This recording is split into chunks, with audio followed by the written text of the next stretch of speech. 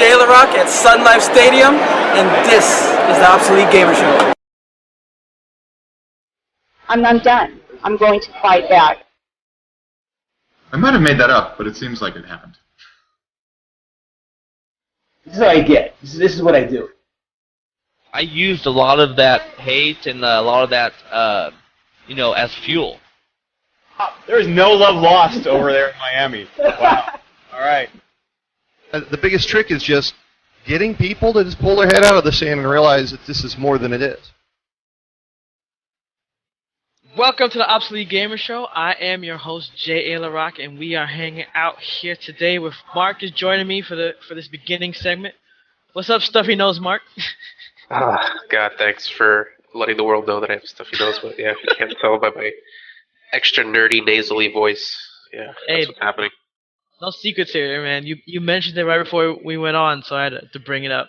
Yeah. Alright, so we got a brand new show, brand new format here, because back in the day, we used to do it where we would have a lot of different interviews, different segments, different things we talked about, and then we went kind of to a long format where we just had one guest, and then we would just stretch it out and talk to them for a long time.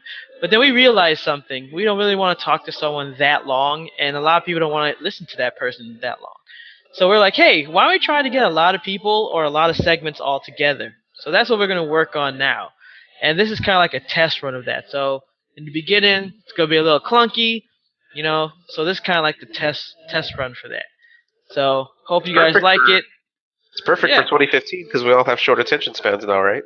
Yeah, that's the problem. I don't. I like documentaries. I like things that just run on for a long time. But the audience, especially like YouTube and stuff, they don't like that. It's like too long didn't read, too long didn't pay attention. They want it quick, and I get that. So even though the show overall is probably going to end up being longer than the old shows, we're going to try to pack a lot of stuff into it. So, for example, Alt F4, gamer profiles, all that stuff, it's going to all be part of Obsolete Gamer Show. So for those of you who have been with us all this time, thanks. We're going to put all those shows into the Obsolete Gamer Show. That's going to be the prime show all in one. But we'll still have some extra shows that you can see over on YouTube. And even though I don't do the begging for subscribers and stuff like that, our numbers are growing, and we do appreciate you guys who subscribe. So I guess you gotta do it, please. So we'll say, please, subscribe to the channel. We are trying to put work in there. We're going to try up the production value, all that stuff, trying to improve. So we appreciate those who subscribe, and we'll ask people to subscribe. Oh, another little piece of note that we're here in Miami. We're both Miami boys. As far as Obsolete Gamer itself, Miami based, South Beach, all that stuff. Sure, for a time, yeah, no. Some people, that's all they know, South Beach. I mean, LeBron even said it. I'm taking my talents to South Beach, even though it's in Miami. Yeah. But for a while, I went over to California, try to get that popping, and I had a good time. It didn't work out. Apparently, the problem is that I went over there and I didn't call before I went over, and they didn't appreciate that and got all bitchy about it. So it didn't work out. I came back, and I realized that sometimes you gotta just stay home. You gotta do it here, because people over there ain't the people you thought they was. So you gotta do it here. And that's why we're gonna do it here, because the best way to do things is not do it with others. You gotta do it for yourself and with your own peoples. So that's what we're gonna do here with the Obsolete Gamer Show. So before we get into our segments, because we got some cool stuff, we saw some cool videos today. And the segments that we're going to be showing you before we go into these videos, let me tell you a little about them. We're going to be looking at our Beyond the Gamer, the Game Trailer segment. We're going to be looking at 20XX. And we got to not only look at the trailer, but talk about the game, because it's really cool. If you guys like Mega Man, Mark, you played Mega Man X back in the day on Super NES? I just remember dying a lot with the first Mega Man and the horrible box art. Oh, well, the first one was definitly hard. Yeah, they were. And two, they're all brutal. Every NES game was brutal, but yeah. Yeah, once you got to X, it wasn't that bad. But yeah. But the original ones on SNES, I mean on NES was that was nasty. But 20XX is gonna be coming out in September, and we got a chance to look at the trailer and talk about the game with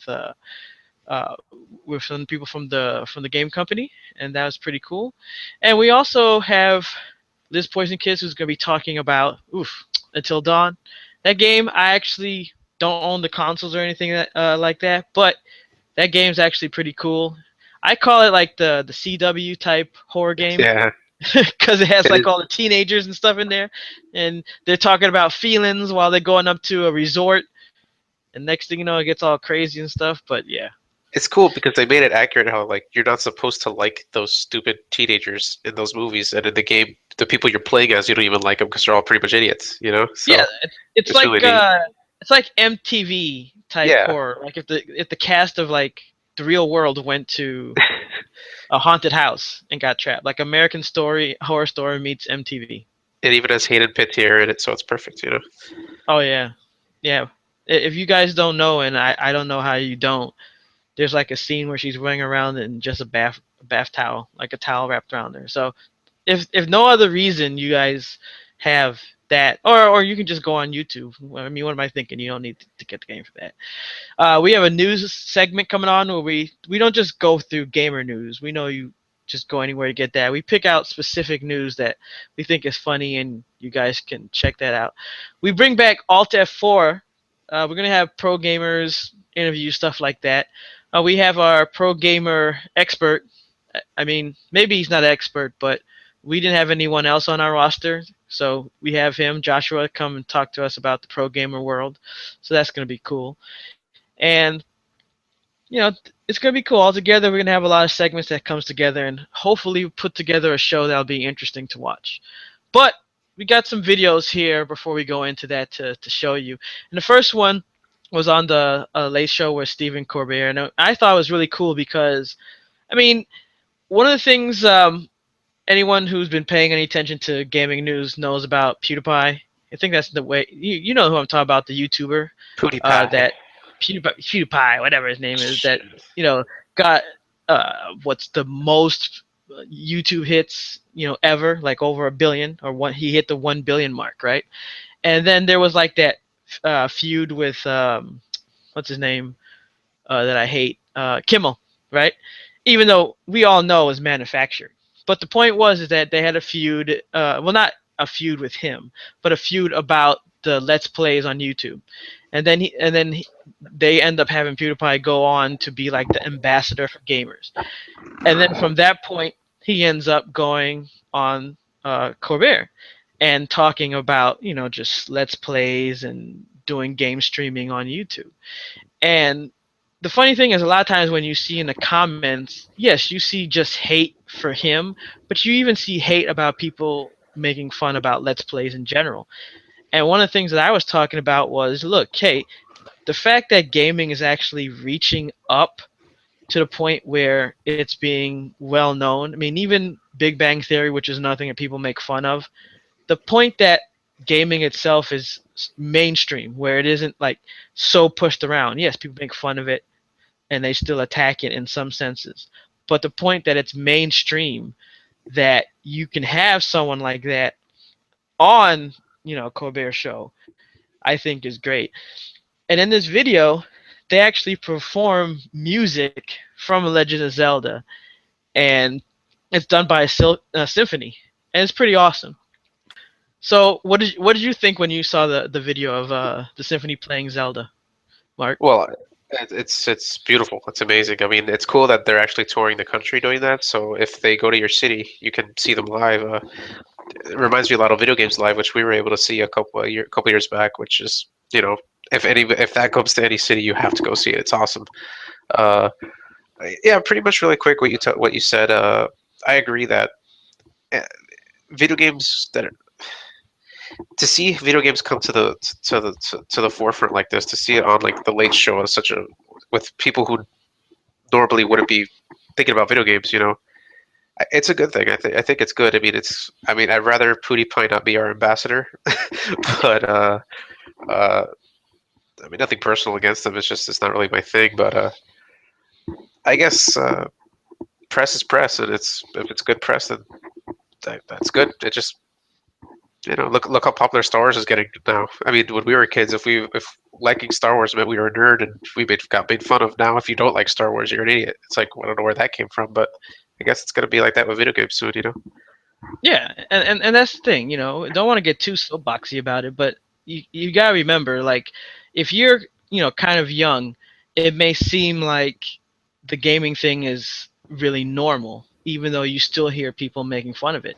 But if you look back in the day, I'm talking about way back in the day, like 80s and stuff, if you even mentioned gaming, it was like really attacked. Like if you go back and watch a movie like Revenge of the Nerds, even a nerd back then would make fun of someone that was into gaming, because that was even like a subset lower than that, because it was like, why are you wasting your time even playing a video game?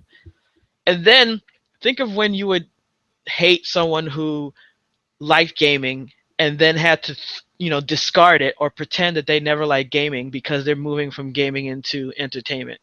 And now gaming and entertainment are like neck and neck, because you can say I'm a gamer and be in entertainment, and it's not shunned upon completely. I mean, yeah, you have the ESPN guy and people talking shit, but it's still really close to each other. So the more it gets risen up, you should be like at least trying to back up someone that's doing that, even if you don't completely like the person. It's more like a cause thing. Yeah. But yeah. I digress. The greater good. Greater good, but whatever. I know it's gaming, so you gotta deal with that. The next video is not quite about gaming, but look, they had an Avengers game. Thor's been in video games, so whatever. I just liked it because it was cool. Those do-it-yourself projects, right? There's this guy who created a Thor hammer that you can't lift. Now, when you see the video we were playing a minute, you can immediately guess why before they even tell you why, because when he puts it down, you see that it's like a metal plate. So you can guess that. Like at first you might think, oh, it's a magnet, but obviously, someone could lift up a magnet. I mean, the guy's kind of strong, but if another big buff guy could lift it off a magnet, basically you can tell that he builds it so that there's a special way that allows him to lift it up. So Mark, what did you think about him putting a fingerprint scanner on a Thor hammer like that? I mean, that's pretty cool. You would think. Brilliant. I mean, there's probably someone else that did it. I don't know if this is the first one that did it or whatever, but that's pretty cool. If he's not the first, he's the first to put it on YouTube, I think. So that's all that matters. And it's pretty amazing. That thing looked pretty intricate too, like behind it. That guy went through a lot of work to do that, and of course to carry around heavy metal slabs with you everywhere you go when you want to show it off. But that's the only downfall I see of it. But it's amazing. That shit's super cool. Well, you saw he was able to put it on that on the sewer lid. So I mean, that was pretty cool. That's true. Yeah, he did. Yeah. And he hit it right there, like in the handle. So it wasn't like it was sticking out. It wasn't like it looked like there was something protruding out from the handle. And I was like, oh man, that's cool. And you had different people lifting it, like little kid, of course, and then like this big dude comes to lift it out. I was like, all right, that's pretty cool. So you gotta give it up. I mean, that's like we don't have a video or picture about it, but there was this guy at the con who had the Hulk Buster Iron Man suit, and it weighs like 92 pounds, and it took him like, I forgot how long, like I think it was like 3,100 man hours to build it, but it looked badass. It was really tall. I think it was like almost 10 feet tall. And this guy, just a cosplayer, and built this like huge cosplay suit. I mean, man, I would never do something like that. But this guy, put in all that effort to build a cosplay suit. Well, the hammer reminded me of my favorite scene in Age of Ultron, where they're all just sitting around talking after that party, and they're all trying to like lift the hammer up and everything. That was the best part of the movie to me. I thought it was awesome, and he pretty much made that in real life. So kudos to him. I especially liked the part because it was a really good scene when everyone was lifting it, especially the Hulk. And then the funniest scene is when Captain America goes to lift it, and then Thor looks like worried. Because like he's lifting it, like shaking a little bit. It's like you see it, like, oh my god, is he gonna do it? But no. And Thor's like, oh shit. And then he relaxes when he can't do it. He's like, oh. Yeah. All right, so this last video is really short. I I actually just got this like earlier today in my email box, and it was like, so I actually had to turn this into a video because it was just a link to a Flash thing, and I just thought it was funny with all the election stuff going on, and people talk about net neutrality. Someone's like, hey, there's this web page about Jeb Bush, since he's on the net neutrality thing, and they're like, there's this Flash game where you can play as net neutrality blaster starring Jeb Bush, and I'm like, okay, what's this? And I'm like, all right, let me switch over to my other computer, just in case this is some kind of spyware bullshit. And I was like, let me try out this game and see what this whole thing's about, and this was the result.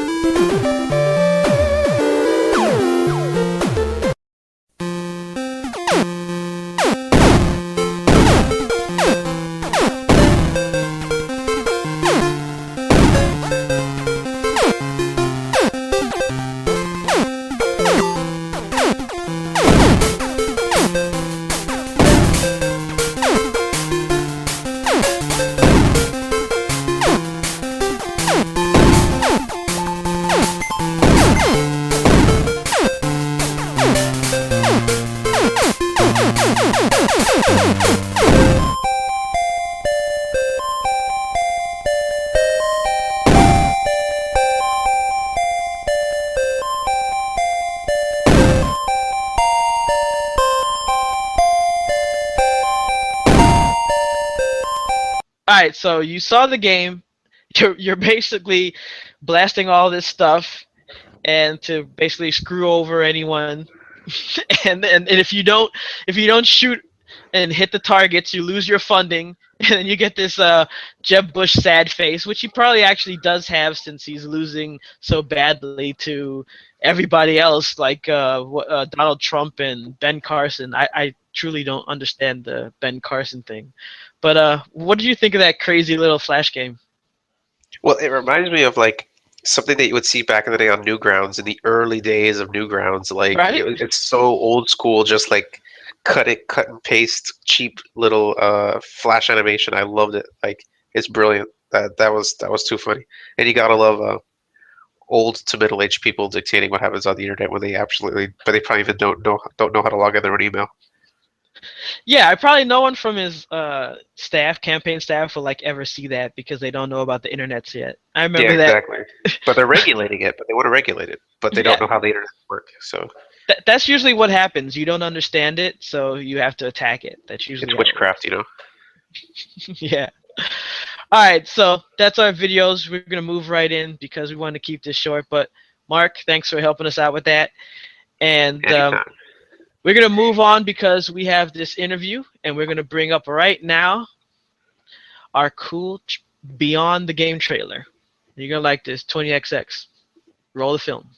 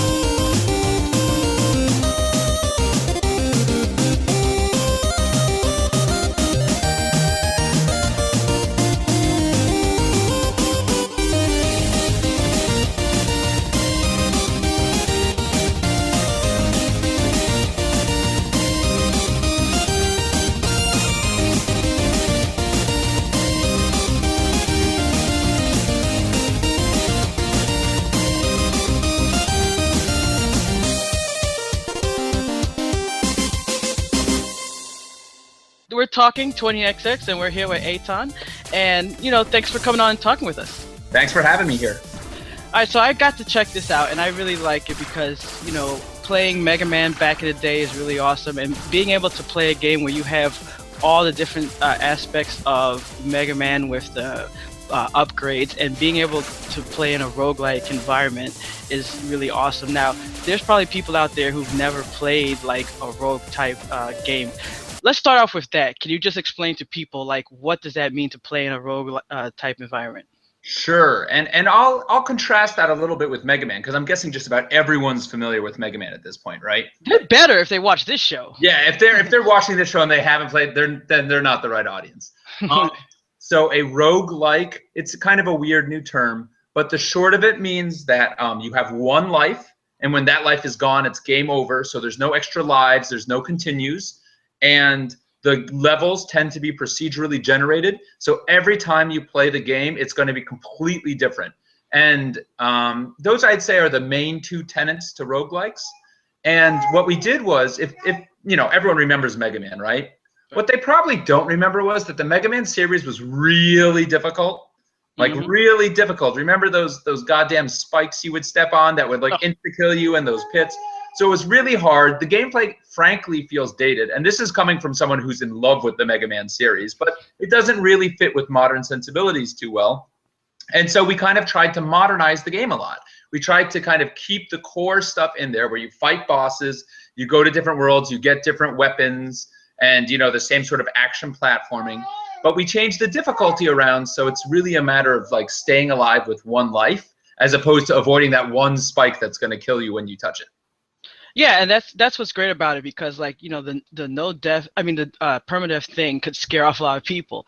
But like when I played it, I mean, you get pretty far. Like on one life, I'd say a decent player can, like on the very first time, will be able to beat a boss or two. Right. And so then you're like, okay, well, let me see how much further I can get. And in between sessions, you know, you unlock new abilities, so you of course want to come back and see what's new. And of course, the other major thing that we've done that's new that wasn't in the old Mega Man series is there's co-op in this. So you can play two people together at the same time, which is super fun. Yeah, and that's one of the things is like when I got into the game and I saw that not only do you have you know, the different ways that you can power up, and then you can add the different abilities that you can make the game a little bit easier. So like if you're playing, like you can get like the Mario jumping, you know, hat, the plumber's hat and things like that. And that makes it a little, yeah, jump higher and things like that, you know, power up your weapon. So if you know, and you play around, so you have so many different combinations. And then, you know, I love the idea of having the different levels. So, you know, you could have every time you play, it's going to be different.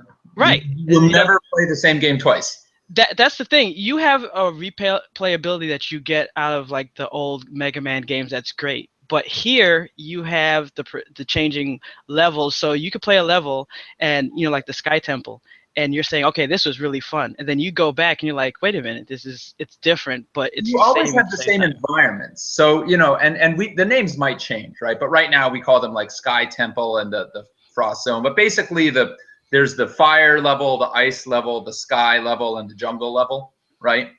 And so, like, you'll have those environments always, but the layout of the level and what you find inside of them and the enemies, that changes every time. Was there a favorite Mega Man game like back in the day that for you? Sorry? Was there a favorite Mega Man game that you played back in the day? A favorite one? Geez, that's like asking to choose favorites among children. I would say, can I choose like 3? Sure. Top 3. Mega Man 2, Mega Man 3, and Mega Man X. Nah. Those 3 are my favorites. The later X games, I think, had like arguably better mechanics, but somehow they just had less heart, if that makes any sense. Yeah. And I actually think that like Mega Man 5 in the original series might actually be a better game than 2 and 3. But again, it came along so late in the NES's existence that it kind of didn't have the heart that the earlier ones did. And I know that everyone always points to Mega Man 2 being the best of the bunch, but I would argue that 3 is just as good because, number one, Mega Man 3 has the absolute best soundtrack of any NES game of all time. The Mega Man 3 NES soundtrack is rockin'. And 3, it also introduces like a lot of cool things like the Rush stuff, which was really neat. So I think what happens is that you know, you go and you play Mega Man 2, and it's so awesome. And then what happens is that fundamentally, so it was awesome. I'm not complaining, but it was fundamentally broken, right? Like you had the Metal Blade, which killed everything. Like everything died to the Metal Blade. Versus like Mega Man 3 is like, no, you have one weapon per boss. But not only that, is you go back and you play 1, it was so fucking hard that you were like, okay, now you realize why people love 2 so hard, because you want to forget the ass whooping that you got in 1. Well, so Mega Man 1, like, I'm going to go out on a limb and I'm going to say it's not a good game. Like, it wasn't a good game. So Mega Man 1 had some, and I know there's a lot of people watching this who are really angry right now that I'm saying this, but I've played all the way through it several times, and it had really neat concepts. It had you choosing level order. It had weapons that worked on different bosses. That was really, really cool. But the actual game, it was way too unpolished. It was way too difficult. Remember those fucking platforms that would drop out underneath you in the Gutsman level? Like, who needs that, right? So, like, that part wasn't very good. They only had 6 bosses instead of the standard Mega Man 8. They didn't even figure out the right number of bosses to have.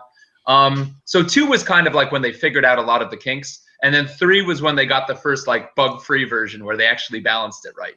But 2 was still so awesome that who cares? Now with 20XX, I like that you captured even the music. You captured the different difficulty in the levels, because it's not just the music is straight up inspired by all of that. And actually 20XX, I should clarify, because there's kind of 2 series. There's the Mega Man series and the Mega Man X series. 20XX is inspired by the Mega Man X series. So for instance, wall jumping, you can always do. So that's something you couldn't do in the original series and you could do in the later series.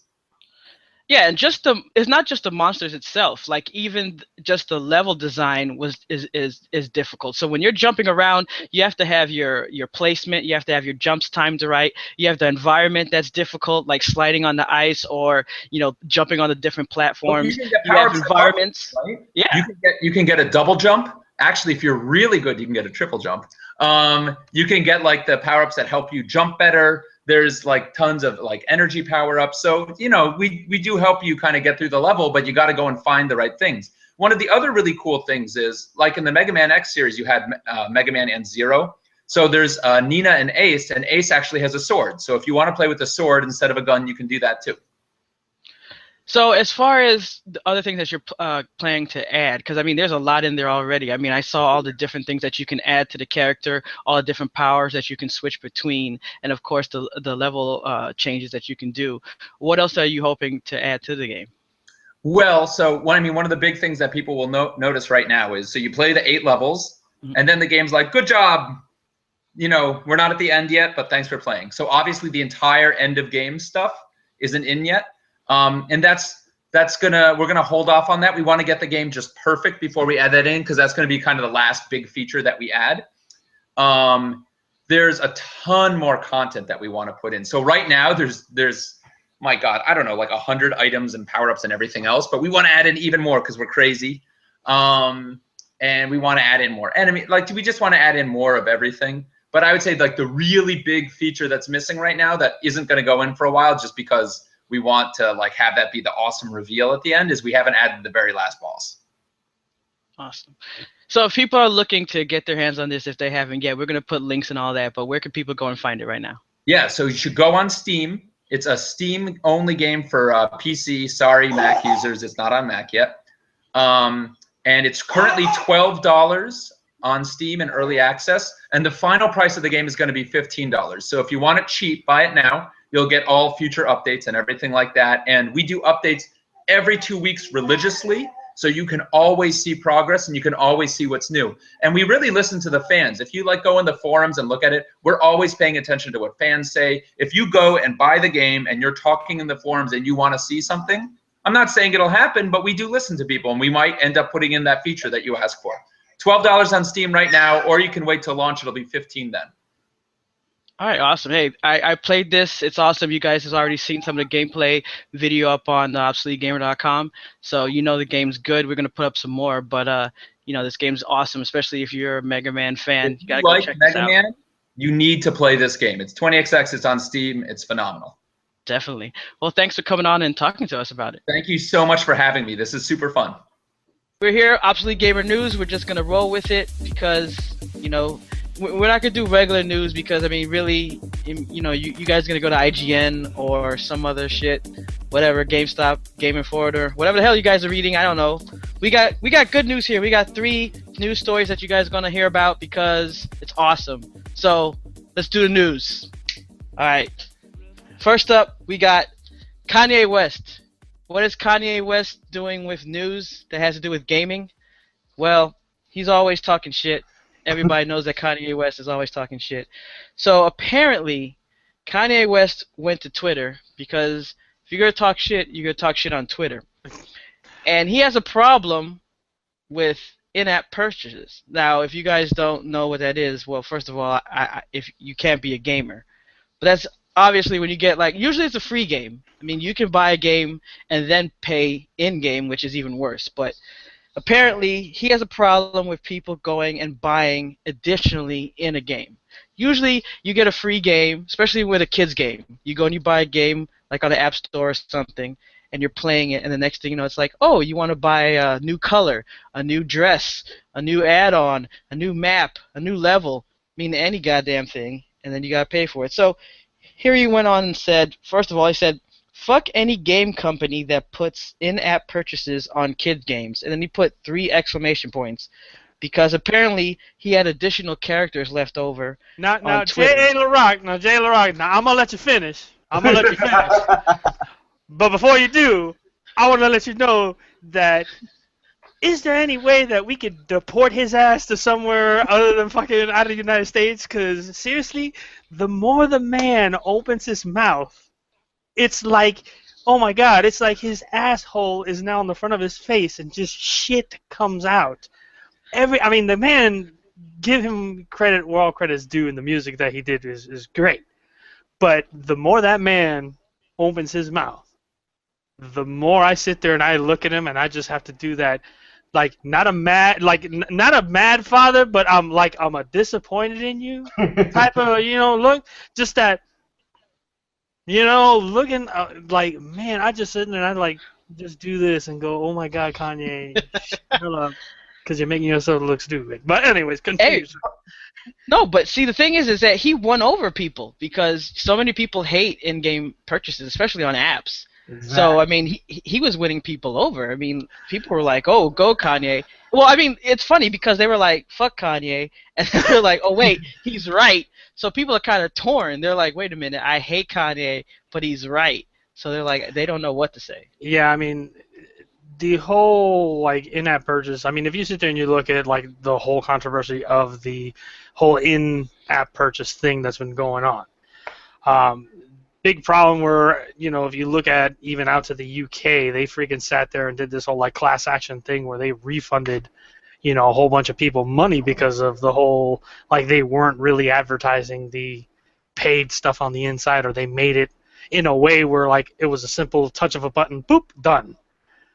And, yeah, it's shady practices and this and that, as a lot of people would say, but at the same time, if you look at a genre like MMOs, it's kept games going that normally would have shut down a long time ago for having these in-app purchases. Now, granted, you have many windows of doing it right, doing it wrong. If you look at Lord of the Rings Online, for instance, is one of the biggest ones that gets credited with doing the in-game purchases right, where you could sit down and play the entire game from beginning to end and not pay a dime. But you can sit there and buy the DLCs. You can buy stuff that'll give you, more quests in an area so you level up faster, which worked out great. And then you have other companies that do the pay to play completely wrong. The only game I can think of is look at how the Star Wars Old Republic is, where they let you play the game for free, but you're so limited to what you can do with that free membership, right. You might as well pay the $15. Yeah, and apparently here he has specifically a problem with kids games because he's like, fuck any game company that puts in-app purchases on kids games. So yeah, with the 3 exclamation points. And then he goes later on to say, that makes no sense, another 3 exclamation points. We give the iPad to our child and every 5 minutes there's a new purchase. So I guess apparently there's kids purchasing every 5 minutes, which I guess I can understand because some of these games, I mean, it pops up. I didn't even know that because, I mean, I'm not playing any of these apps, but you'll be playing these games. I remember one of the old Star Wars games, it wasn't, any of the ones that you see on PC or Xbox or anything. It was one of the ones that you log in and you play it on the web. and it was really cheesy. Like you would go in and you'd play like these saber battles, but it was like, oh, buy these coins and you can do this. Buy this and you can do that. And it was like, upgrade your lightsaber, upgrade this. And it was like every 5 minutes, buy these coins. And it was like, what the hell?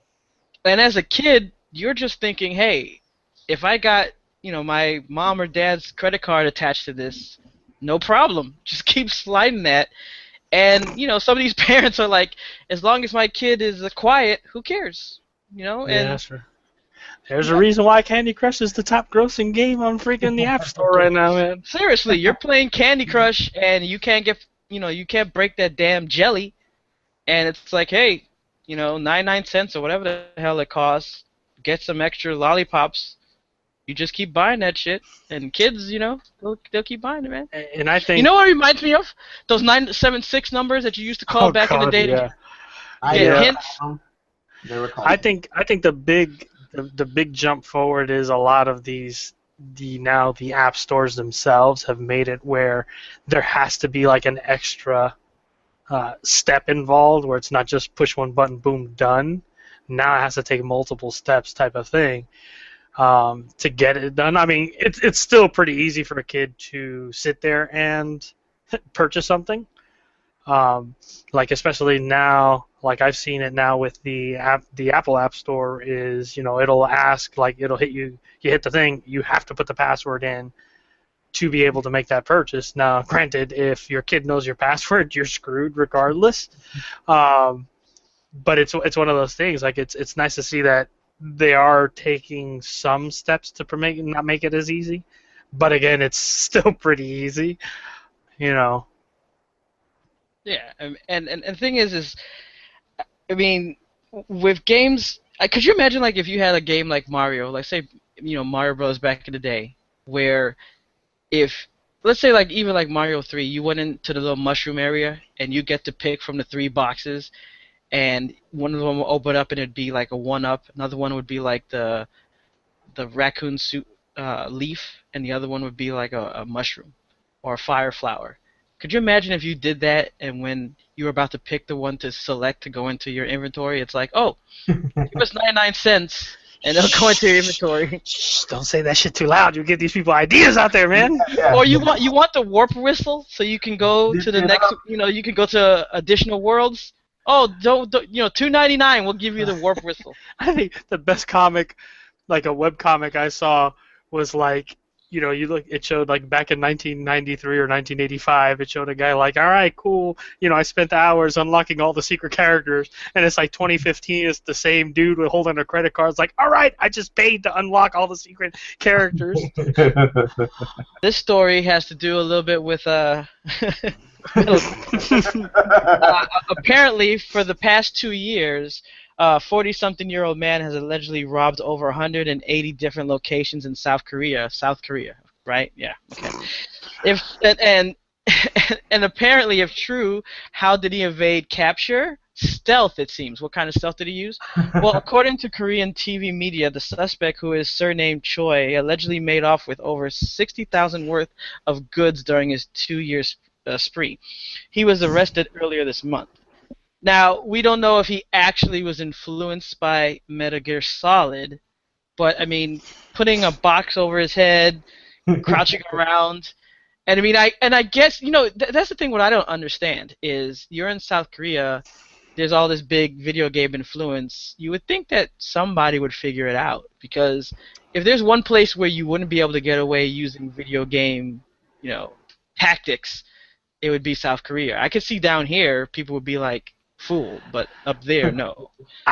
Dude, it would have been even better if in the damn video, like, he would have been, like, walking out and realized someone was coming and just, like, ducked down into the cardboard box, and then just, like, walked in, like, oh, he must have left, and walked out, and he just stood up and walked out with it. That would have been hilarious. See, the thing is that, especially here in Miami, they'd probably end up stealing him, because there's, like, such big box theft out here. Like, if you leave a UPS shipment outside your house for like more than 5 minutes, some bastard's gonna come by and steal that shit. So you can't, that's what happened. Especially some of these guys in South Korea, not that big. Look, I'm not trying to stereotype or anything, but they come and pick that box up and just haul it off, thinking that they got themselves like a free Xbox or something. So I don't know if that would work down here, but maybe out there that works. And apparently, the funniest thing is that's not the first time that something like this has happened. A robber disguised himself in a box during a restaurant break-in. I'm not sure why you would rob a restaurant. I mean, you must be hungry. I guess this break-in took place in a Mexican grill in Bismarck. So you robbed a Mexican restaurant. So oh, jeez, even worse. Yeah, the owner said that the mass burglar used a rock to break in. A rock. Okay. And gain entry, and the would-be thief was seen walking back and forth in the video surveillance, wearing a box on top of his head. Oh, he could have gone for booze. That would have been something worth stealing at a damn restaurant. So let's recap here. He used a rock to break into a Mexican grill restaurant and then put a box over his head, even though there's video surveillance. Okay, so I mean, he caused damage. It doesn't say what he got away with. I assume some frozen beans and tortillas. I don't know. I don't get this kind of robbery. Well, it's a restaurant, so you don't even know if they're able to serve liquor there. I mean, I guess maybe he knows, but goodness gracious here, man. You steal their coffee machine, come back the next day. Hey, I heard y'all got robbed. Want to buy a coffee machine? Got one in my car. Look, I even have a box to help carry it. Hey, I've seen this box before. I don't know where this is coming from. That looks like my coffee machine. It is my coffee machine. All right, now this story I think is near and dear to any gamer's heart.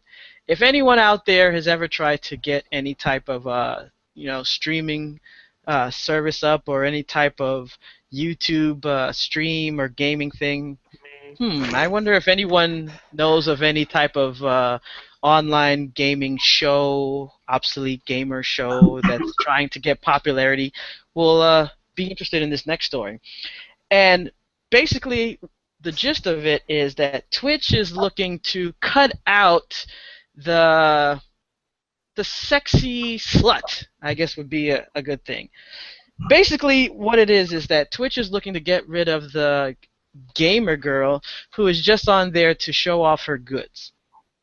They're changing their policies to get rid of what they call self-destructive behavior or sexually explicit acts or content. And that includes just people that are there to show off their cleavage or get really close to showing off nudity. So if you ever seen those videos where girls are on there playing games really badly, don't really know about games that they're playing, but they're showing off a lot of assets, yeah, it looks like Twitch is trying to get rid of that. So they're kind of calling it real female gamers versus Twitch attention sluts. So I'm not really sure how you're going to decide which is which, and that could even cause a lot of rifts, because what happens if you're just really attractive and you happen to wear certain clothing, but you're good and knowledgeable in your gaming as well? Or what if you're not attractive, you suck at games, but the clothes are tight-fitting?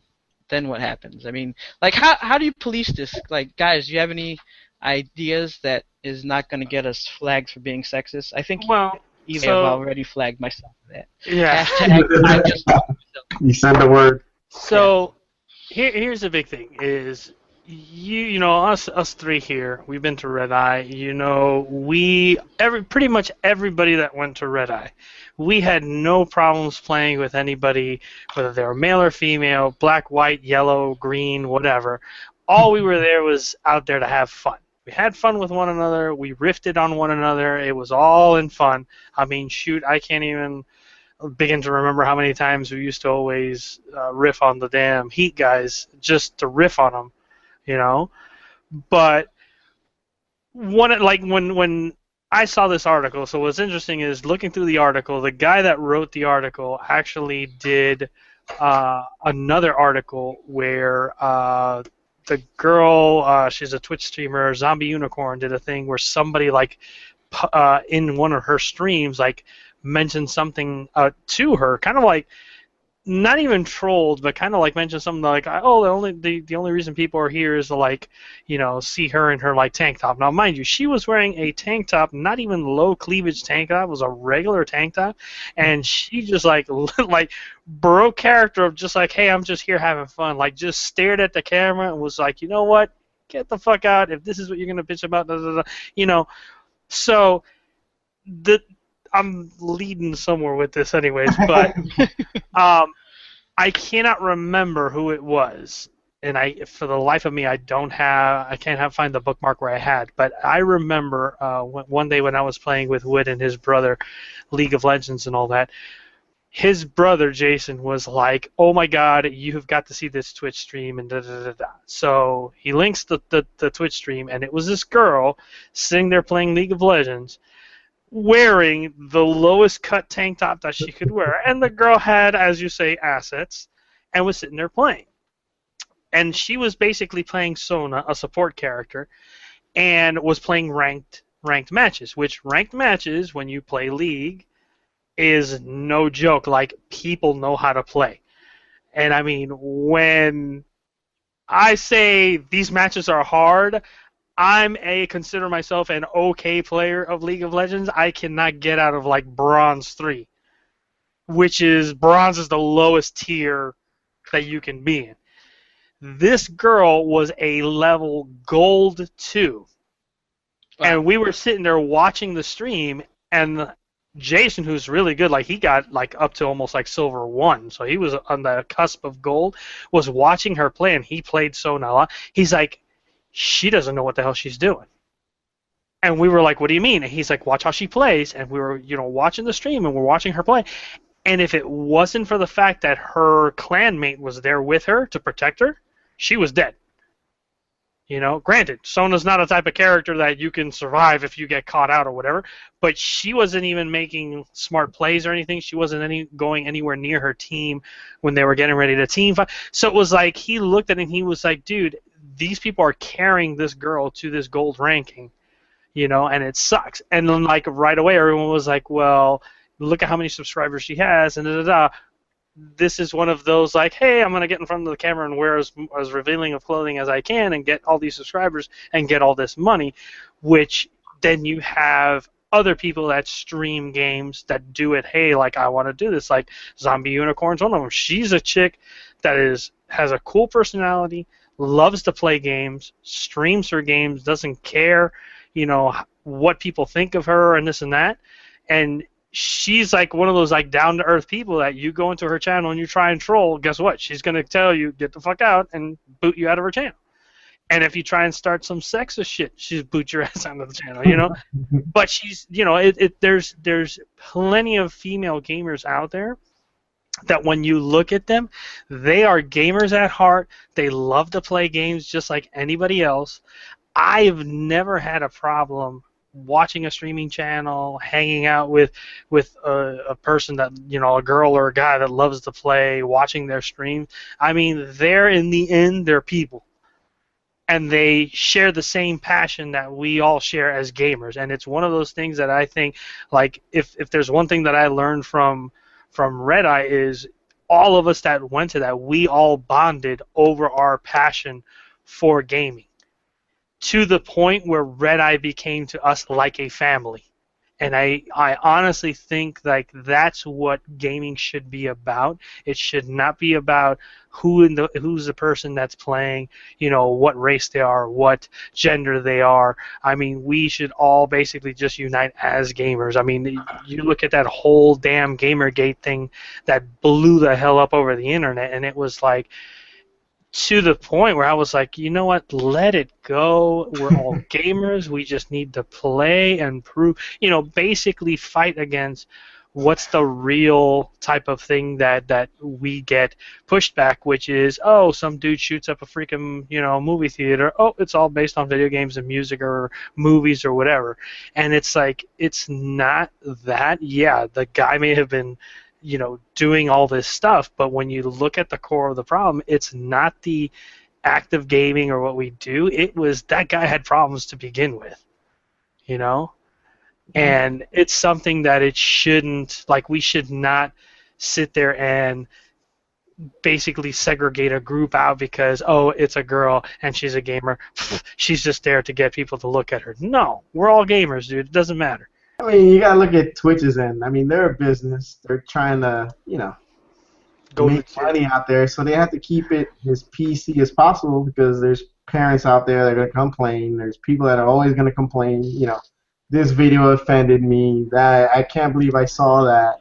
So I'm pretty sure the owners of Twitch don't care if there's naked people on the video, but to keep their business going and not have that, stereotype of being slutty or sleazy, they have to put in some type of restriction. So shoot, think about like when the PlayStation camera came out for the PS4, all the damn people that were using the Share Factory were basically having sex while playing video games.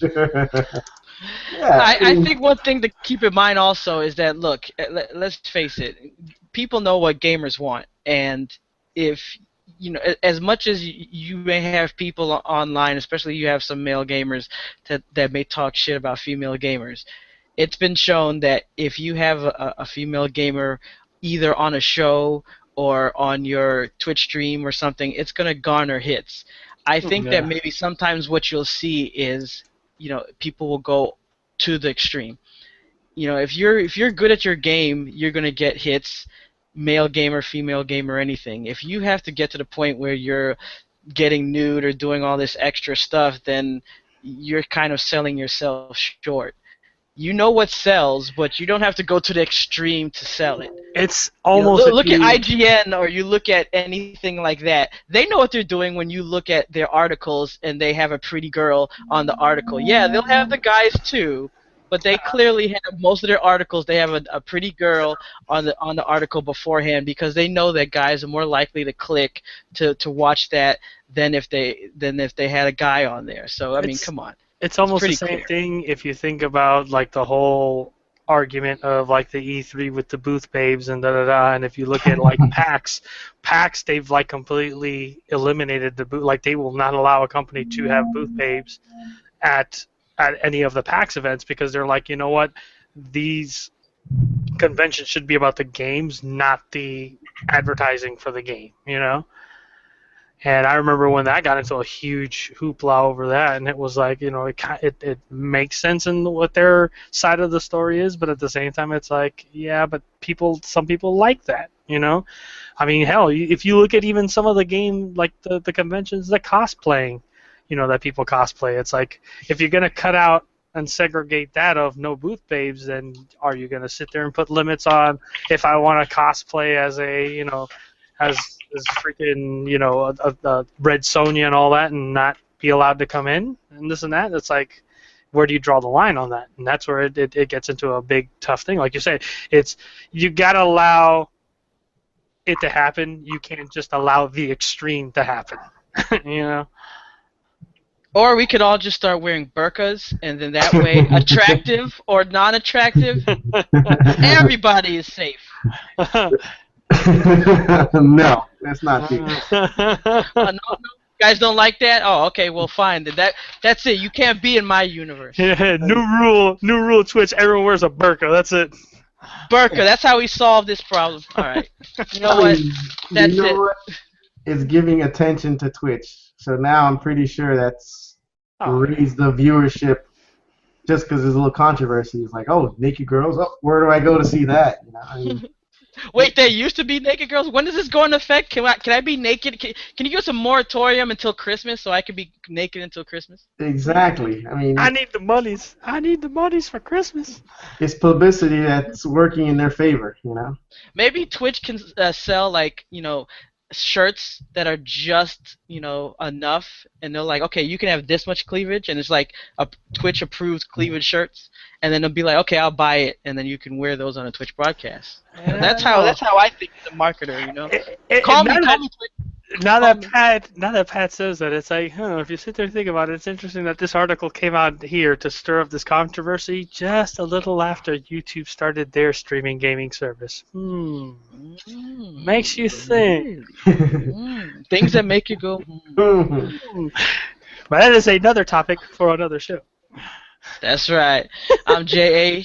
He's Pat, he's Randy, and this is Obsolete News. Until next time. This is like they were talking about football the other day, and they were talking about how some of the people get so crazy and wild up in football that there's some people that would line up when they're about to hike the ball, and some of the people would not like change their jock, and they would smell so bad, so that when you're lined up against them, that you would like be like distracted by how bad they smell. And I was just thinking, do you think that'd be a good strategy? You know, you being a pro gamer, would that be a good strategy to like smell so bad that when you're playing, the gamer next to you would be like distracted by BO?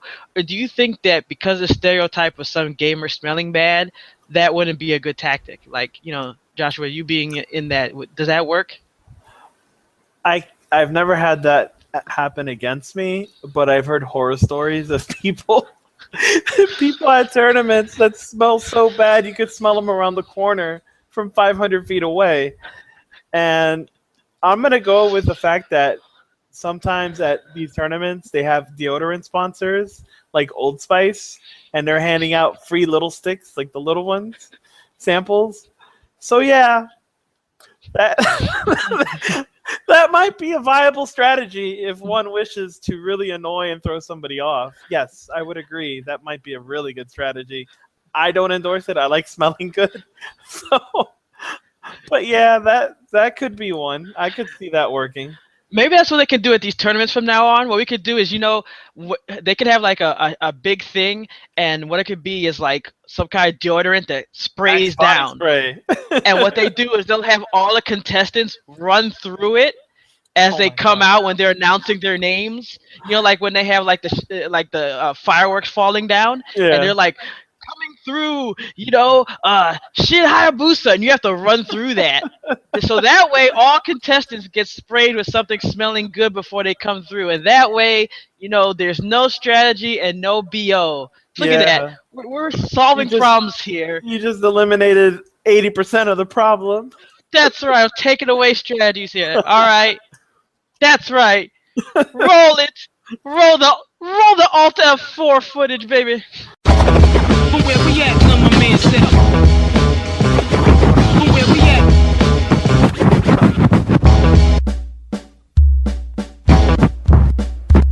I got K and my aim is true, bells and straight winning it. From FP to RTS, I'm all into it. I seen your words online, now it's game time. We all know that you're just talked out, you're all mine. LOL, BF, Madden, it's all the same. A serial killer committing murder inside the game. Now you're beaten, yellow now, player no more. Back to the minors, game over, off F4. Alright. This is the Alt F4 segment. I am Jay LaRock, and we're here with Joshua. We call him Shin Hayabusa. Is that right? That's that old name that I used to go by a long time ago. Hey, that's what I know. Look, you tell us. This is your segment. What do you want us to call you? Well, a lot of people now call me Ashnar, so I guess I'll go with that. Although I think I'm gonna switch. I actually switch my name often now. Shin Hayabusa, I kind of like. I have it there as like the one that everybody knew from way back in like the early 2000s, and then I just use like, for example, at the last tournament I entered. It was a local weekly. I used Ebola.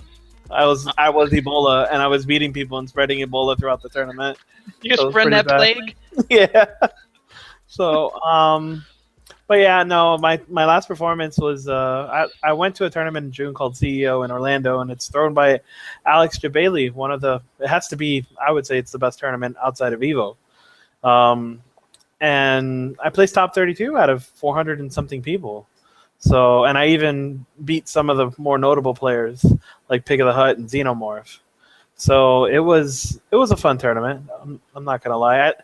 True story. I drove starting at 2:00 in the morning over to my friend Deg's house. He plays top 8, and we went from his house straight up there, and then I just jumped in the tournament and started playing. So I had no sleep that whole night. I literally drove and just played in the tournament. Man, you just going in hardcore, man. I mean, that doesn't throw off anything. Like, actually, you were just going on the buzz. It might have helped me because I was in that. I don't really care. I think I'm gonna go 0-2 out of the tournament, and I can just go home and sleep now. And instead, I placed top 32, and I'm like, damn, I gotta wait till 7 to play now. I mean, I guess that kind of works because it's like, especially back in the day, you come home from school, you come home from work, and Yeah. you're like, man, I should hit the hay, but you're like, man, fuck that. You're just gonna pick up the controller and Let's play. play. So going to the tournament, man, it just brings back that reflex. You're just like, bam, let's just get to it. Let's get going. So yeah. Other than that, last tournament that I watched was SCR. I didn't watch too much of it. SoCal Regionals by Alex Valle up in California, and a Foxy Grandpa won. And now here's the story about a Foxy Grandpa. He placed second in Evo. This is a guy who is a European player. He's from Britain. And lo and behold, through MK9 and Injustice, there was no love for foreign players. Everybody was like, yo, foreign players are trash. You guys are terrible. And I knew that Foxy was really good. But since he never got to come over, we never got to see him play. So we never really had anything to base it off of, except the one time that he came over for MK9 back in, I think it was like 2012 or 13. And he had a seizure. He had a health problem. He had a seizure, hit the back of his head, had staples. Still went to the tournament after all of that and placed top, I think it was 16 out of 1,000 entrants. So shout outs to Foxy Grandpa. That guy's a monster, man. And he bodied he only lost 2 matches at SCR. 2 matches in best 2 out of 3 settings. 2 matches the whole tournament. Nobody was beating him. Man, so I mean, since I don't have any of those skills, I think what I need to do is get into a car accident, be in traction, have them wheel my ass in, from my hospital bed, and then maybe I can at least place top 10. Maybe that'll work. I don't know. Anything to give me a leg up here, man, because I don't got no skills like that, man. Yeah, so yeah, shout outs to Foxy, man. He's a beast. I know that there's ESL Season 2 is coming out. I'm probably going to get an Xbox One soon. And last season's ESL champion was Sonic Fox. He won $60,000. Or maybe more. 60. I think it was around 60 was the prize bonus. Basically what they did was they flew out the top 18 players. I think it was 6 US, and then the rest were like internationals. And it was funny because a lot of the tournament players we never got to see, like Taco, this guy Lar from Russia. So it was real interesting to see that MK kind of like stayed international for the most part, and then they did pretty good. They didn't have the results that they thought they were going to have, but in the end, it was Sonic Fox who's been dominant for the last almost 4 years now. Ever since Injustice, Batgirl was released. I think that was like month 4, either month 4 or month 3. He's just been winning tournaments ever since then, and he won the first CSL. He even won the Fatal 8 Invitational that they did. So Sonic Fox has been at a high level for a very long time, but lately he's just kind of fallen off because of the Yomi crew. The Yomi crew is a group of players led by Reno Rax, who built a really nice gaming complex inside of a venue, and he runs it's like a gym for gamers, which sounds crazy, but people can pay a membership. I think it's $30, and you basically get access to train with some of the best players in the world right now. They're MK faction. You have Yomi, Michelangelo, Slayer, Forever King. Well, now he's called Burger King. He lost that first attempt with Wong Cowboy, and he's known as Burger King now. He's not Forever King for at least a year. And you got MIT, and you got DJT, who I think is by far, he's just the best player. I love his style. So, I mean, if you guys get a chance to go check it out, it's up in Atlanta. Go out there, and you'll get to train with some of the best. Even their Street Fighter players are good. I know they have Dominion now. And I'm not sure if Rico Suave has yet to move in, but he won Killer Instinct at EVO this year. So he is another top player who's top player in Street Fighter, really good able player. And he is definitely, I think he's supposed to move there. I'm not 100% sure, but I know that they sponsor him now too. So what's the reason for some of this foreign player hate? I guess at first, maybe there was a little bit of a miscommunication on one of the forums on Test Your Might. I don't know what it was, but a lot of people were saying okay, what happened was it might have been back in the MK9 days when the British people came over, the Europeans. They played real fair, like, and I'm talking about fair to the point where they had some cheap characters like Cyrax, and they wouldn't do the 100% combos that he could do, that he could kill you literally in one hit. So I know Mustard would only do the 60s, and he says that I could beat people with the 60s, and he came to Evo and lost, and like they had a lot of hype coming in, and everybody outside of Foxy kind of just fell flat on their face. Like, they didn't perform well at all. And then so we just kept hearing how good they were, but they failed to show that at that one tournament. And then we didn't really see them in Injustice. None of them really came over. And then we kept hearing that, oh, in MKX they're going to come and they're going to body us all, and they're the best, and this, and that. And then we're like, watching some of the tournaments, and then we go, outside of Foxy, it doesn't really look that great. I know that Ketchup, I think, placed top 8. He might have gotten like 5th, I think. He got like 5th, and he's another really good player. But I think it was a lot of the talk on the forums that started it, and then the failure to deliver the one time, it just kind of stuck with them for a couple of years. And now they're finally getting to show what they have as players. And I think they're really good. I think they're unique. They play their own style. So it's kind of interesting to watch, their progression, I guess you could say, from one bad tournament to like doing really good at the next couple in another game. Has anyone ever just shown up in a tournament thinking to themselves, hey, I'm gonna give it a try. I gotta be able to whoop at least half these people's asses and like get raffle stomped? And like, what was the result? They get murdered. And like, do they cry, or do they try to walk out like... They get humbled. Yeah. They get humbled, and they try to come back again for the most part. There are some that just don't, like... You're gonna laugh. This is so bad. I'm gonna say it because it needs to be said, and it was just a blow-up. That's what this show's for. This guy named Nico Imp, his gamer tag was Nico Imp. I don't even know what type of a name that is. Call you out.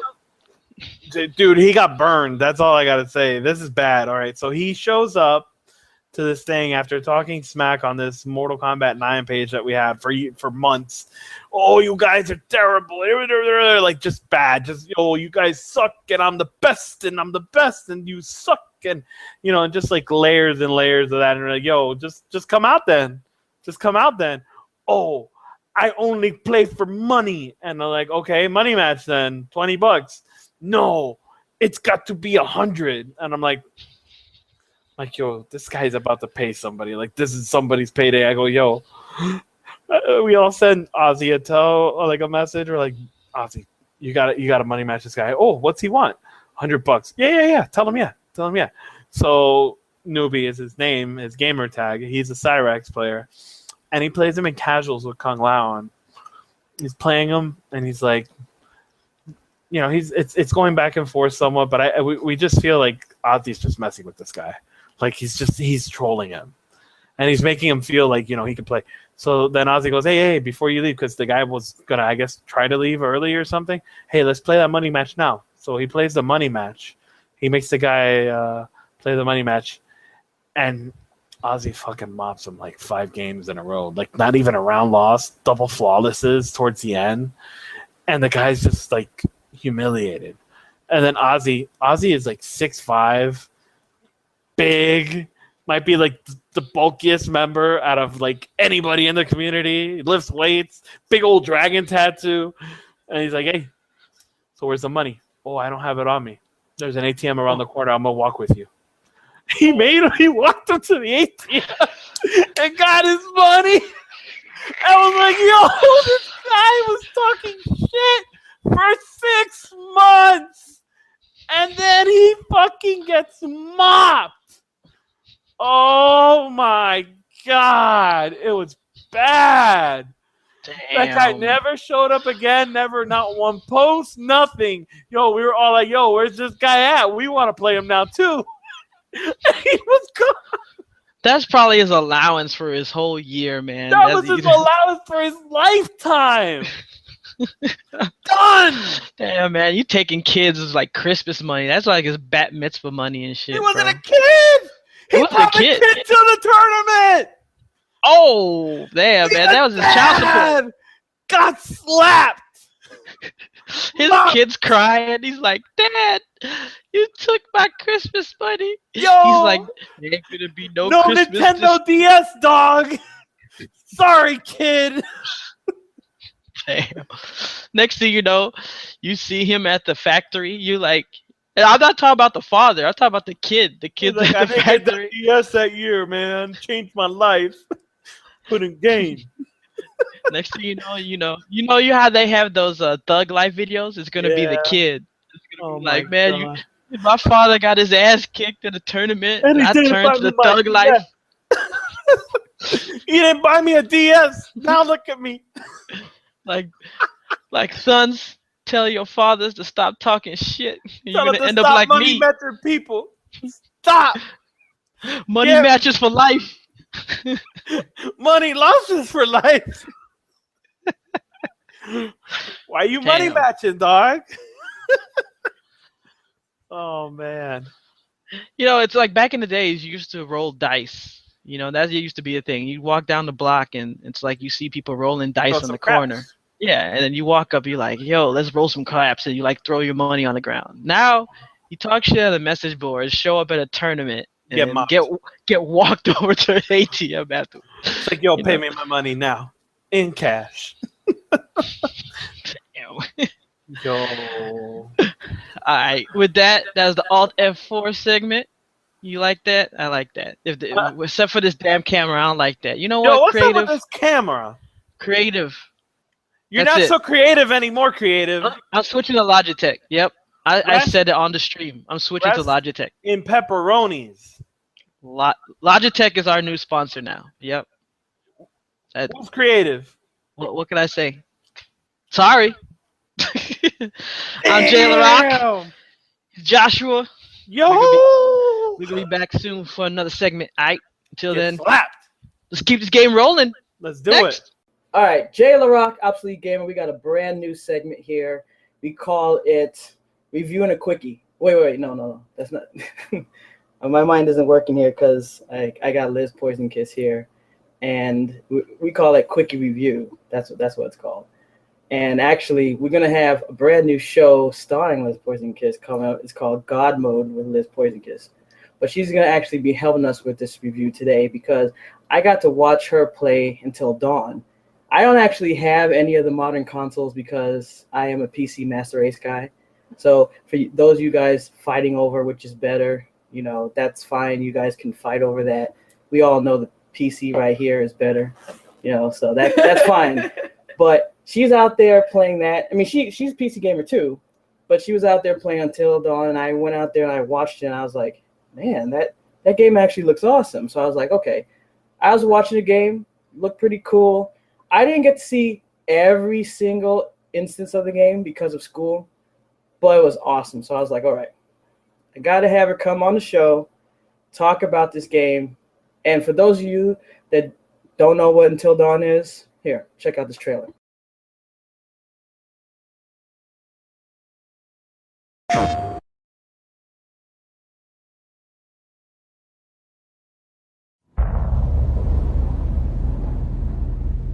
Josh, no hot water's kinda major oversight, don't you think? Yeah. Oh, yeah, you just gotta fire up the boiler. It's in the basement.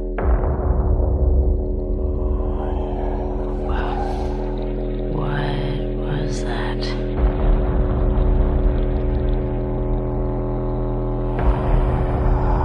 Wait, okay, so you hear that, right? Don't move. What? Something behind you.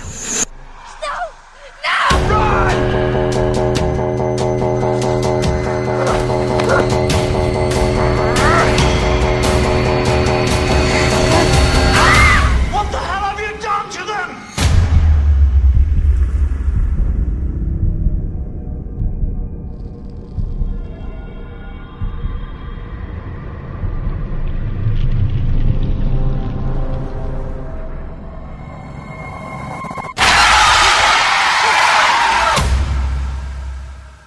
All right, so you're up to speed at least a little bit about it. So, Liz, tell us a little bit about this game. Okay. So this game is extraordinary. It is a wonderful experience in and of itself. So let me go ahead and give you an introduction. Imagine you're in high school and all your friends get together and we decide we're going to go to a creepy cabin in the woods where last year there was something horrible that happened. Sounds like a 90s movie. That's exactly what you're in. And it is a wonderful experience. It is a nostalgia for those of us who are a little long in the tooth. And it's also a wonderful new experience. It's like living in a movie. And you get to control the story. You get to control the actions. Yeah, it was kind of weird because I was watching it and I kept thinking to myself, I was like, man, it reminds me of those old movies where like all these white people, I mean, look, I ain't trying to play the race card, but let's face it, man. They go into this place and the dialogue, look, it's funny too, because for those of you that like Mr. Robot, you know, the guy from Mr. Robot is playing one of the characters, and you can even tell, like when I walked in, I saw the character, I was like, that guy, it has to be from Mr. Robot, and then I checked it up, and I'm like, oh man, that's him. That's more like it. All right. 5, girl. But these guys are going to like this resort, and of course, like one of the people there owns the resort, and I'm like, okay. These 2 people like died at this resort, and they're like, "Hey, let's go back for the anniversary of these people that died." That's a great idea. That's just what you do, right? That's what you do. So, but you got to play the game back when they first died, right? Absolutely. You get to live this experience, and you really do become connected with your characters. You get to learn their stats are their human traits, their bravery, their ability to have compassion. All of this is part of your game, and you play the game strategically to see how many characters you can have survive the night. Yeah, I thought it was pretty cool because when you pause the game, you see like a close-up profile of them. It's kind of like a baseball card, like you flip it around. So like it'll show like bravery, and it changes too, So like for people who play like Dungeons and Dragons or something like that, and you have their attributes like courage and stuff like that, and it moves back and forth. And also shows people that they like, so it has a person's name, so it'll move. So like if you do something, like if you get into a fight, because it's funny, like I said, it's like watching like a CW episode. I almost expect to hear like, I don't want to wait. And it's like, oh, you didn't protect me when Molly said that my breasts were too small. And then you turn to their profile and it says Molly and it goes down in the relationship rating. And it's like, what the hell? But the funniest thing is that the way the emotions look, because you get like this close-up look on their face and they're like, it looks like there's something wrong with them because they're like looking like this. And it's like to show off how good, I mean, the graphics are good. I'm not shitting on the game. Gorgeous. But like, didn't you say like it also looked kind of funny, the close up, because it has to show off the animation of the facial movements? Absolutely. So what they were trying to capture is what's called micro expressions. Basically, when you make little twitches in your face that give away your emotion, and that is a very advanced thing. And in being able to render that, that's never been a thing. You just had to use your imagination to imagine what the character's face would look like when they discovered, their brother is actually their mortal enemy. So in this you actually have to pay attention to their emotions. But the problem is, because we haven't gotten animation to such a high degree of art yet, because limits of technology, we still get sort of the uncanny valley where all the textures look really great, but the movements look really off. So there's something in psychology we call tardive dyskinesia, and that's when you use a lot of drugs and your face starts twitching. That is what the characters sometimes look like. And it's kind of a funny thing, but you're supposed to be taking it very seriously, which is one of the fun sort of throwaway things about the game that I really enjoyed, was watching people's facial expressions. As, for example, you may or may not get a couple fingers chopped off. That's your decision. And if you do, interesting, shock, horror. You get to watch that and show it to your friends. Yeah, and the thing about the game is like, I'm making jokes, but the game is actually well played. And what's interesting is like if you play a game like Heavy Rain, it has some aspects like that, but it's different. So obviously it has like the young person in mind. I'm not trying to make myself sound old, but it does have like that teenage vibe. So it has that storyline. And it's not like the action running down. So if you are a Resident Evil player, no, you're not controlling your character running around all the time. It's more like that mix between you're playing a movie, but then you do have some control aspects. But even so, you're walking around and it's like, oh, you need to go turn on this light, or you need to find a generator, or you need to get to the cabin. And there's some aspects where it's like, hey, go hang out at the guest cabin, and you're like, oh, this guest cabin must be around the corner, right? No. This is like back in the day where it's like, you need to go chill in the slave quarters. That thing's way on the back of the plantation, so get ready for quite a hike. Pretty good, right? Yeah, totally. No, this is awesome. Oh, yeah. I bring the hit.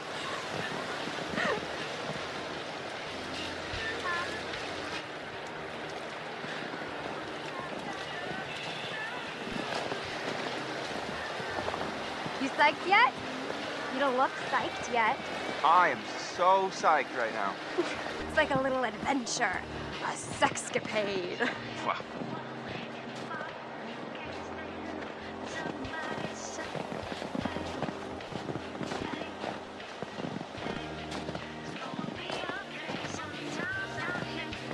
Police From Hannah and Beth. think they'd clean it up. Well, they never closed the investigation. Okay, I'm getting the creeps now.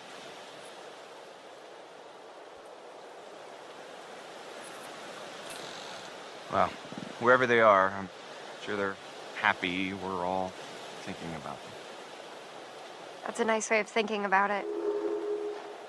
You're going to be walking for quite a while. You know, what this game really reminds me of is those Choose Your Adventure books. Oh, yeah. Do you remember that? You see, if you go into the creepy room, go to page 37. If you stay outside, go to page 93. And I'm like, this is exactly what it feels like, because you do want to play this game over and over and over. Because every choice you make has what's called the butterfly effect, which is really what they push in this game. The butterfly effect. You do one thing early on, and maybe later it'll have a drastic consequence. And things do happen that way. And you do have a nice guide of when the butterfly effect moments are that give you a real sense of what story you've gotten yourself into and what could have been your alternatives. So it has really high replay value because of that. And who doesn't love a game that you can also have your friends play and see what kind of choices they make? Yeah, it's really cool because it's not just a matter of did you just turn left or right. For people who play like Mass Effect and stuff like that, especially like at the end where people are like, oh, so all these choices that I made really didn't mean shit. In this game, there's a lot of things that you do, not only in your dialogue choices, but in what you're doing in the game that really do end up mattering.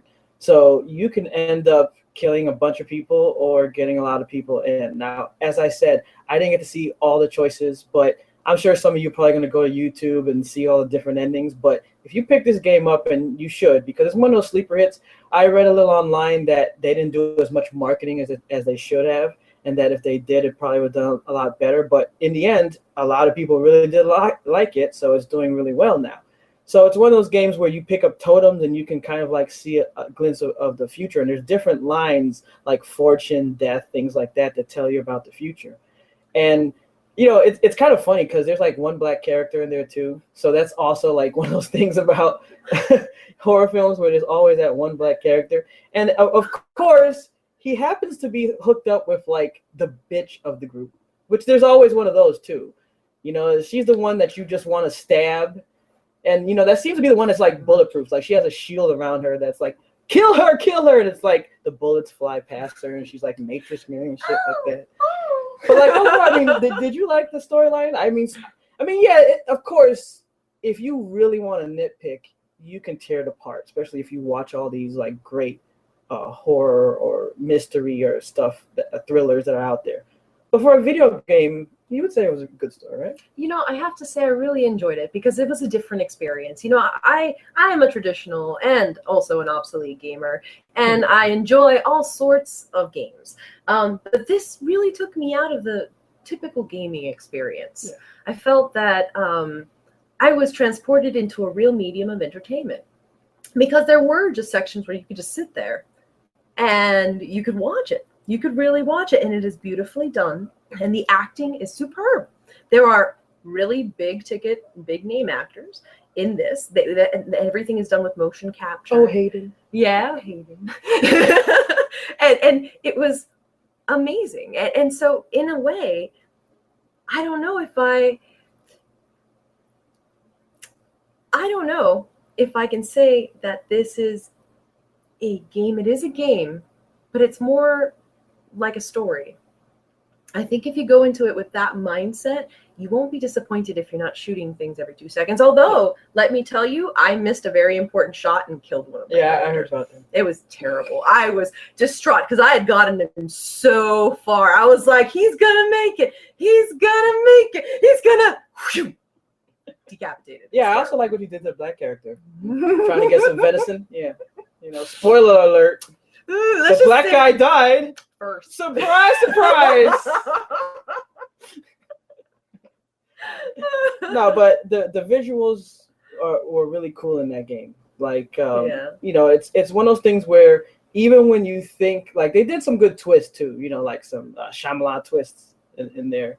Shyamalan. And it's one of those things where you think that they were going to go one way and then they hit you with something else. And then even a storyline that you think that they were going that was going to be cheesy, and you were going to go, that's cheesy. And they're like, oh, okay, that was actually pretty well done.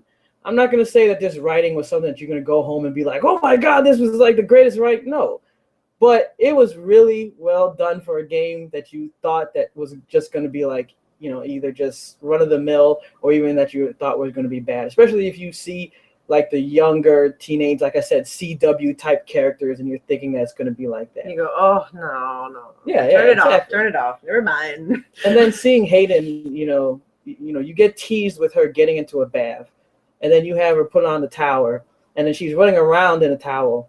And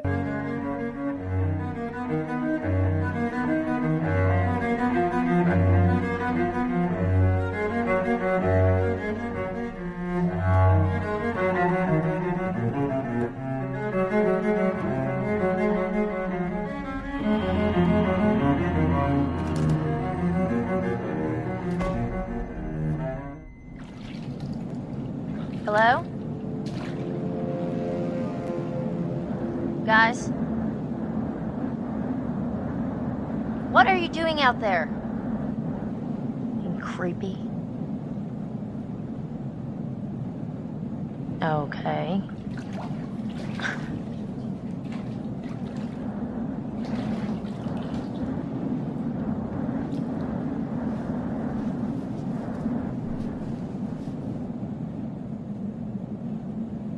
oh, okay, I'm going too far there. I mean, but I'm just saying, look, is that not worth it? I mean, come on, you know that must be in a trailer too. They probably have a trailer with just that, and you're pressing X, and you're like, man, I wonder if there's like some secret codes or something. But I digress. You know, it was a good game. You got to get your hands on it.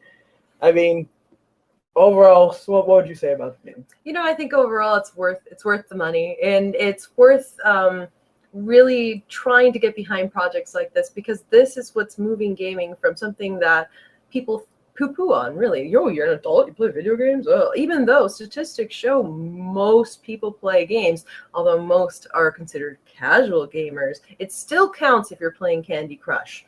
But this is really moving games to a different kind of place. The place where, you know, games like Heavy Rain were trying to go, moving games from just a place of, you know, get the achievement, you know, get the kill, get the money, get the upgrades, level up, into more of a storytelling and more of an emotion creating thing. It really is a piece of art, and that's why we have to encourage these kinds of games. I mean, I still like to get on my first-person shooters, or I like to run around Skyrim and, you know, kill all the dragons because I am the Dragonborn. But but no, seriously though, this game has a wonderful different vibe about it that's worthwhile if you like scary thrills, and they're going to shock you because this game is created by horror movie buffs and horror movie experts, so they're definitely going to get at least cheap scares out of you, so prepare to change your panties or underwear if you need to, because it's going to be a fun ride and it's worthwhile, and it has plenty of replayability, and it's always fun to watch what choices your friends make, and you're like, that demented son of a bitch. And the black guy's always gonna die. Sorry. Yeah, it's just, I think it's achievement It's okay. It's- Sluts it's- die next. Yeah, sluts and black people. It's just one of those things.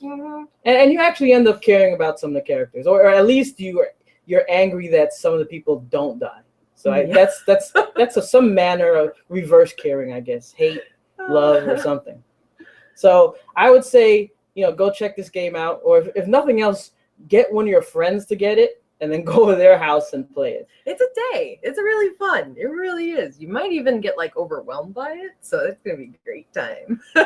So that's our quick review. It wasn't that quick, but it still counts. We'll work on the quickiness. Sometimes you go in with a quickie and then you stretch it out. You guys know what I mean. At least some of you guys do, right? Yeah. All right, I'm Jailer Rock. Liz Poison Kiss. We'll be back soon, and stay tuned for that God Mode Liz Poison Kiss, because that's gonna be awesome. All right, peace out.